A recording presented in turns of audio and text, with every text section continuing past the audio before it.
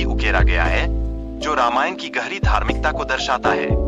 यह कहानी हमें सिखाती है कि कैसे एक मजबूत इरादे और विश्वास से हर चुनौती को पार किया जा सकता है। इसके साथ ही यहाँ प्राकृतिक संपदा और औषधियों के महत्व पर विशेष ध्यान दिया गया है, जो मानव कल्याण के लिए अत्यंत आवश्यक है। हमें यह समझना होगा कि इनका संरक्षण करना हमारी जिम्मेदारी है। कथा में माता सीता की चिंता और हनुमान के अदम्य साहस का अद्भुत चित्रण किया गया है। यह सिर्फ उनके संबंधों की पराकाष्ठा नहीं, बल्कि विश्वास की शक्ति को भी उजागर करता है, जो हर एक पुरुष की पहचान है। भरत के चरित्र की गहराई हमें यह बताती है कि वे कैसे अपने कर्तव्यों को निभाते हैं। उनका अटूट समर्पण अयोध्या की सुरक्षा के प्रति बेहद महत्वपूर्ण है, और यह हमें प्रेरित करता है कि हर स्थिति में अपने कर्तव्य का पालन करें। अब बात करें लक्ष्मण की, जिनका भरत के प्रति गहरा सम्मान दर्शाता है। यह दर्शाता है कि वे अपने भाई की क्षमताओं को भली भांति समझते हैं। ऐसे महापुरुषों की धरती पर उपस्थिति का महत्व हम सभी को समझना चाहिए। इंद्रजीत के तांत्रिक यज्ञ की जानकारी संकट को और भी गंभीर बना देती है, जिससे यह स्पष्ट होता है कि यज्ञ के सफल होने पर उनके पास अपार शक्ति आ जाएगी। यह शक्ति ही है जो विजय का मार्ग प्रशस्त करेगी।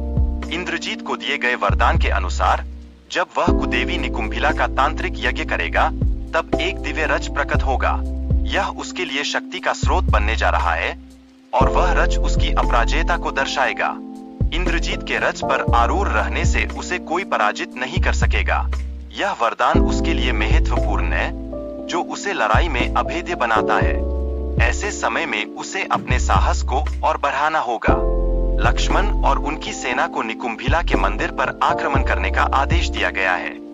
यह युद्ध की तैयारी का संकेत है, जो हर योद्धा की जिज्ञासा और उत्साह को बढ़ाता है।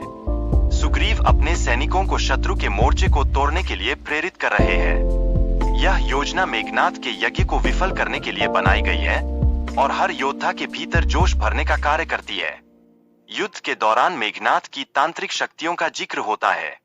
उसकी बलि देने की आदत उसे युद्ध में और अधिक शक्तिशाली बनाती है।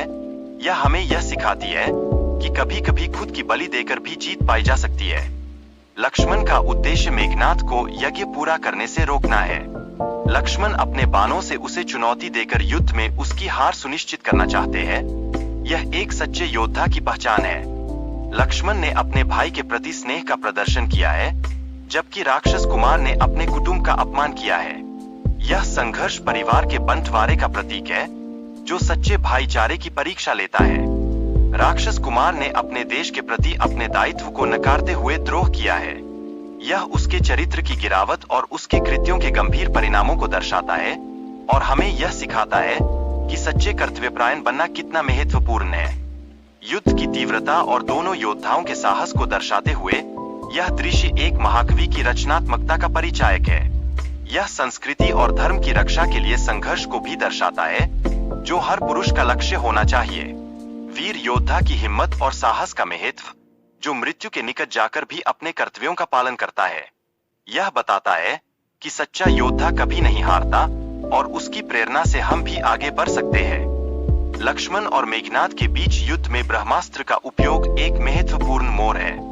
यह दर्शाता है कि कैसे योद्धा अपनी शक्ति को समझते हैं और उसे सही समय पर इस्तेमाल करते हैं। अंततः लक्ष्मण की शक्ति और उसके संघर्षों का चित्रण इसे साबित करता है कि कैसे एक साधारण मानव भी महान कार्य कर सकता है, यदि वह साहस और विश्वास बनाए रखे। यह प्रेरणा हमें हर दिन जीवन की चुनौतियों का सामना करने के लिए मजबूर करती है।